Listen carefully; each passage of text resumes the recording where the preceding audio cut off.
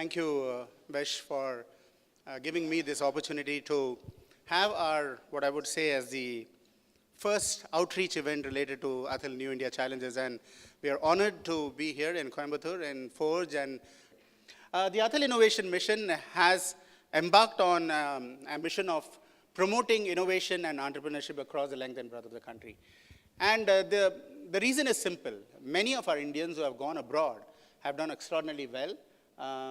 You have a Sundar Pichai heading Google, you have Satya Nadella heading Microsoft, and they did not come from necessarily only the IITs or they came from many universities. Most of the Indians who are doing extraordinarily well in the United States have come from universities across the country, from the most rural of backgrounds to the most urban of backgrounds.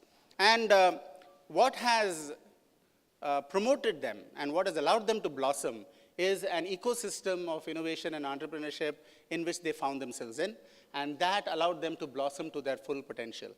And that is exactly what we are trying to create through the Atal Innovation Mission in India.